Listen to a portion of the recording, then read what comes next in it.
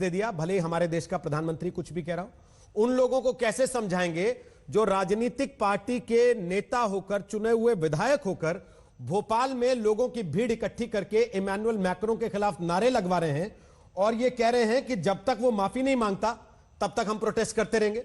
जैसे कि Emmanuel Macron इन्हीं के प्रदर्शन का इंतजार कर रहे हो बैठ के कि ये लोग का गुस्सा है भोपाल में तो मुझे माफी मांग लेनी चाहिए।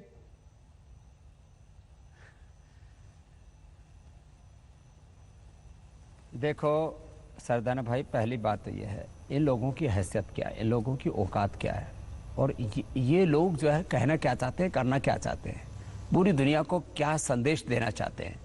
तो मैं इसको दो भागों में बांटता हूँ। राजनीतिक तौर पर कोई भी कट्टरता का झंडा लेकर के चलता है, कतई उसको इस तरह के प्रदर्शनों की अनुमति नहीं देनी चाहिए, चाहे वो भोपाल हो, चाहे वो मुंबई हो, कहीं पर किसी की भी सरकार हो। मैं इसको सियासी रंग देना ही नहीं चाहता हूं। सीधी सी बात है, कट्टरता की बात यदि स्वामी रामदेव भी करता है तो उसको भी कहीं पर इजाजत नहीं होनी चाहिए कि लोगों को के भीतर भ्रम पैदा करके उनका ध्रुवीकरण करे, उनको पोलराइज करे, किसी भी तौर पर, राजनीतिक तौर पर, सामाजिक तौर पर, धार्मिक तौर पर, किसी भी तौर पर यदि कोई भी व्यक्ति कट्टरता का जो है एक जहर घोलता है समाज के अंदर, तो वो सोशल क्राइम है। वह जो है सामाजिक, राजनीतिक, धार्मिक, आध्यात्मिक, जो भी शब्द बोलो, वो रिलीजियस क्राइम है, वो स्पिरिचुअल क्राइम है, वो पॉलिटिकल क्राइम है। ये क्राइम किसी को भी करने की अनुमति नहीं होनी चाहिए, चाहे, और जो इस तरह के प्रदर्शनों के अगवा बन करके और लोगों का हुजूम इकट्ठा करते हैं, सबसे पहले तो उनके ऊपर कार्रवाई होनी चाहिए। इस तरह से नहीं तो ऐसे लोगों के हौसले बुलंद होंगे और ये आपस में नफरत की फितरत ऐसी खड़ी कर देंगे, इस देश ही नहीं पूरी दुनिया के लिए तो खतरनाक है। अरे अपने देश को तो बचा के रखो, चलो दुनिया को तो देख लेंगे।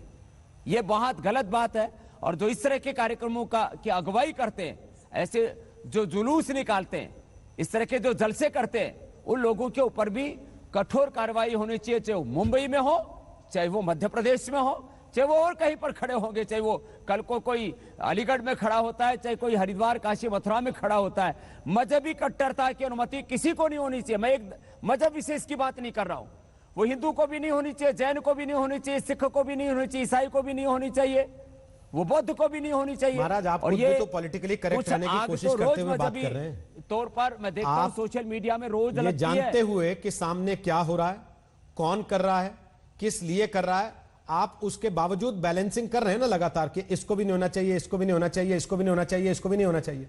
जो कर रहा है सामने सीधा संदेश, उसको क्यों देने से डरते हैं आप भी? क्यों बाकियों को साथ में तौल रहे हैं? जब जो करे तब उसको सवाल करें। आप कौन सी कट्टरता मेरे से आप देखो, सुनो ना मेरे सरदाना भाई, आप जब बात करेंगे ना तो कट्टरता की बात कर रहा हूं मैं कोई मजहबी तौर पर किसी के नापतोली नहीं कर रहा हूं और मेरा किसी से कोई लेना देना नहीं है। आपने मुझसे पूछा, आपने मुझे बुलाया, मैं जबरदस्ती आपके आज तक पर नहीं आया हूं और मैं किसी भी नापतोली की बात नहीं कर रहा हूं। वो क्या हमारे सभी मजहबों में ऐसे लोग नहीं है जो कट्टरता की बात कर रहे हैं। अभी मैं जिसके बारे में कर रहा हूं उसके बारे में कहा, और मैं दूसरों के बारे में भी इसलिए बोल रहा हूं, वो भी करते हैं। तो इसमें आपको इस तरह से मेरे ऊपर अटैक करने की जरूरत नहीं है। पहली बात तो मैं कट्टरता की बातें नहीं करता हूं। मेरा सवाल आप अच्छे आदमी हो, लेकिन आप अच्छे आदमी होने का मतलब ये नहीं कि आप हर एक कोई रगड़ेंगे। नहीं, मैं आपको रगड़ नहीं रहा हूं, आपने उसको गलत समझा। मैं ये पूछ रहा हूं, क्या फ्रांस के राष्ट्रपति ने या फ्रांस की सरकार ने गलत किया? क्योंकि कल महातिर मोहम्मद के ट्वीट्स आपने देखे होंगे, उन्होंने कहा